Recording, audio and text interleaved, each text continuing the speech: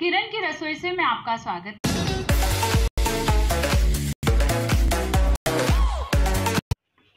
Kitchen के लिए मैंने ये छोटी एक तराजू रख रखी है। डिजिटल वाली यूज़ नहीं करती हूँ, कई बार सेल वगैरह ख़त्म हो जाते हैं, तो ये वाली छोटी सी तराजू मैंने रख रखी है। तो इसी से मैं सब नाप लेती हूँ। तो इसमें मैंने 2 लीटर दूध से जो पनीर बनाया था, ये पूरा एक्यूरेट 250 ग्राम बैठा है। 250 ग्राम शक्कर इसमें नाप लूँगी।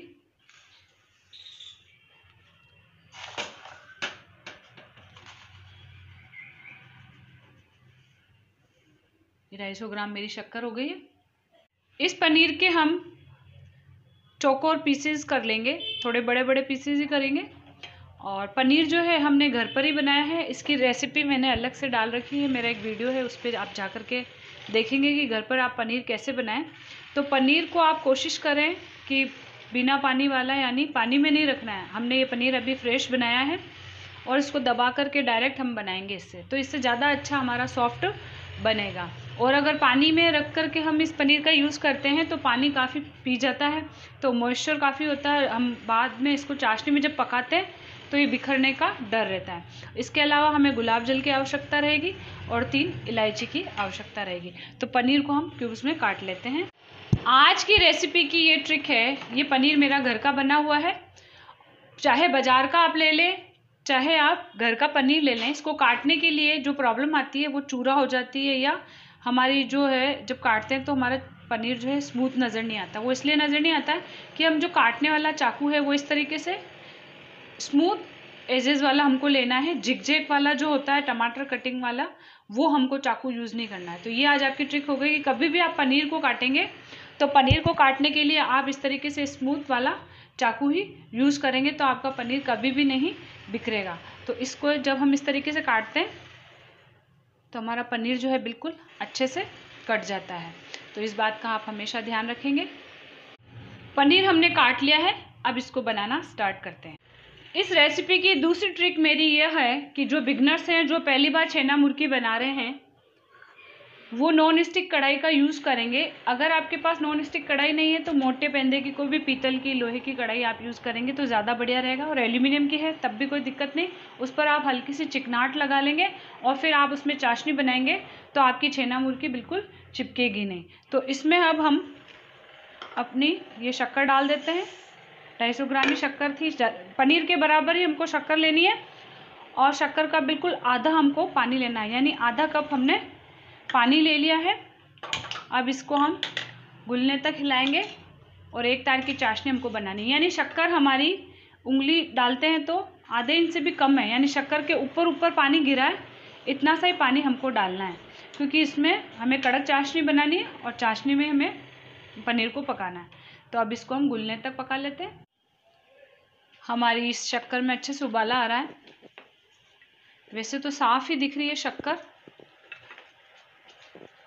अब इसको हम कम आंच पे करेंगे और इसकी 1 तार की चाशनी बनेगी। फिर मैं आपको बताऊंगी 1 तार की चाशनी कैसे बनानी है। हमारी ये 1 तार की चाशनी बनने आई है। इसके सिम्टम्स ऐसे भी पता चलेंगे कि हम थोड़ा हिलाते ही रहते हैं चाशनी को, साइडों में हमारी कढ़ाई में जो है शक्कर जमने लगती है।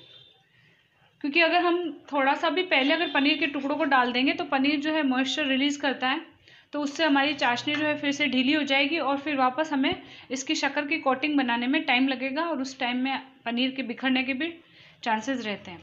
तो इसलिए हमें 1 तार की चाशनी पहले ही बना लेनी है, ताकि पनीर जो है हमें ज़्यादा पकाना भी नहीं होता है। तो जब पकाना नहीं होता है तो जल्दी से चाशनी पक जाएगी और कोटिंग हो जाएगी। तो अभी 1 तार की चाशनी बन चुकी है। एक बार दिखा देती हूँ मैं आपको कैसे चेक करेंगे। एक कटोरी में आप थोड़ी सी चाशनी निकालेंगे और इसको ठंडा करेंगे। एकदम गरम गरम में हाथ नहीं डालना है। और गरम गरम में चेक करने से क्या होता है कि गरम जो होती है चाशनी वो थोड़ी सॉफ्ट भी होती है, तो हल्की से जब ठंडी होती है तो एक्चुअली उसकी पोजीशन पता चलती है। तो जैसे ये ले लिया हमने और ये 1 तार की चाशनी, यानी 1 तार का ये धागा हमारा निकल रहा है, तो हमारी चाशनी बन चुकी है। अब इसमें हम अपने पनीर के टुकड़े डाल देंगे। आँच को हम कम ही रखेंगे और एक एक करके पनीर के टुकड़े को डालेंगे।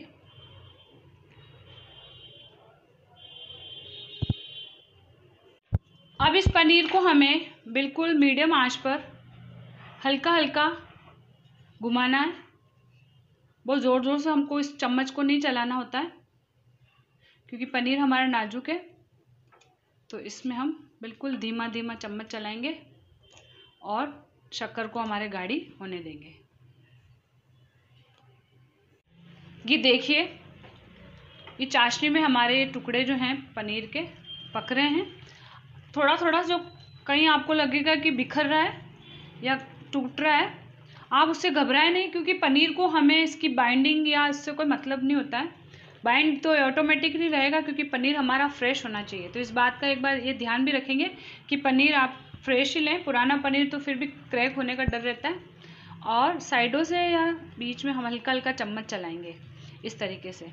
जैसे हम मैदे के शक्करपारे को चाशनी पिलाते हैं, ऐसे ही हमको इनको चाशनी पिलानी है। अब इसमें हुआ क्या है कि जैसे फ्राई किए हुए जो शक्करपारे होते हैं उसमें ऑयल होता है, तो जब उनको भी हम चाशनी में डालते हैं तो वो भी ऑयल को रिलीज़ करते हैं और इस तरीके से चाशनी को ढीली कर देते हैं। तो थोड़ा सा टाइम लगता है उनको भी शक्कर पीने में और ऊपर कोटिंग बनने में। ऐसे ये पनीर में हो रहा है कि पनीर का भी मॉइस्चर है इसमें, तो इसको बिल्कुल हल्का हल्का हाथों से हमें हिलाना है। बहुत ज़्यादा ज़ोर ज़ोर से हिलाएंगे तो हमारा पनीर टूट जाएगा।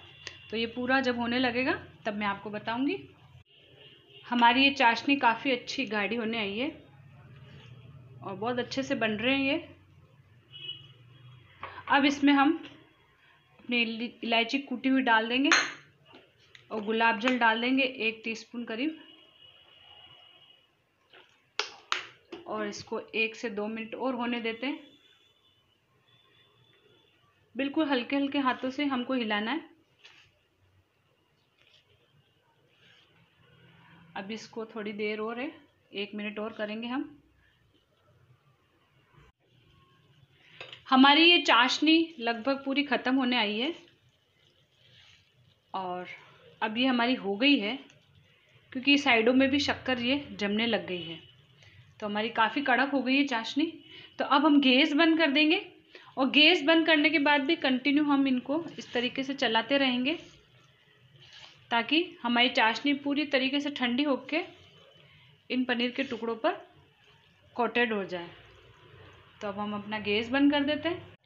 गैस हमने बंद कर दिया है और पनीर के टुकड़ों पे थोड़ा सा कलर भी चेंज हुआ है, होता ही है चाशनी में पीते हैं तो। अब इसको हम धीरे धीरे इस तरीके से चलाते रहेंगे जब तक ये पूरी तरीके से ठंडा ना हो जाए। तब तक हमको इस तरीके से चलाते रहना है, ताकि हमारी जो शक्कर है वो पूरी तरीके से इन पर चढ़ जाए और ठंडी हो जाए। जब तक ये ठंडी नहीं होगी तब तक हमारी चाशनी का जो रूप है वो नहीं आ पाएगा। नहीं तो फिर ये अगर जैसे हमने ऐसे छोड़ दिया तो ये लिक्विड पड़ा है ये वापस जम जाएगा और शक्कर का बूरा यहीं रह जाएगा और हमारे पनीर के टुकड़े ऐसे खाली हो जाएंगे। तो इसको हम इस तरीके से लगातार हिलाएंगे और जैसे जैसे हम हिला रहे हैं इसकी चाशनी जो है बिल्कुल ख़त्म होती जा रही है। ये देखिए, गैस बंद है बिल्कुल। अब ये पूरे हो जाएंगे तब मैं आपको बता दूंगी। ये 2 से 3 मिनट हो गए हमको इस तरीके से हिलाते हिलाते। देखिए साइडों में शक्कर हो गई है, लेकिन हम इसको छोड़ेंगे नहीं। जब तक हमारा ये शक्कर पूरी तरह से सूख ना जाए तब तक हम इनको पलटते रहेंगे, क्योंकि जैसे हमने छोड़ेंगे तो हमारे शक्कर जो है यूँ रह जाएगी कढ़ाई में। और थोड़ा बहुत जो कचरा आपको दिखे आप उससे कचरे से घबराएं नहीं, क्योंकि जो ओरिजिनल और देशी स्टाइल में हम बनाते हैं तो उसमें कचरा भी दिखेगा, और जो ज़्यादा देशी स्टाइल की चीज़ें होती है उसमें ये सब चीज़ें दिखती है। और आप देख रहे हैं कि बिल्कुल वीडियो में जैसा क्रीम क्रीम दिख रहा है ऐसे ही सब कुछ होता है, ऐसा नहीं होता है। ये जो दिख रही है ये ओरिजिनल कंडीशन है कि ये सब गंदगी भी होती है। इसमें हल्का सा पनीर का जो चूरा है, क्योंकि मेरा घर का पनीर है।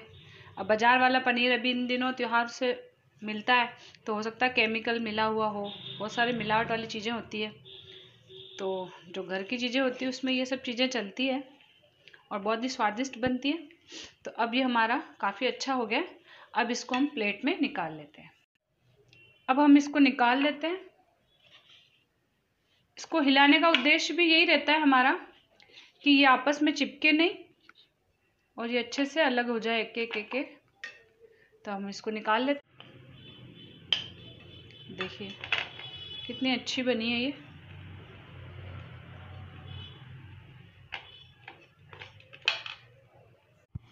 ये देखिए हमारी छेना मुर्गी बनकर के तैयार है।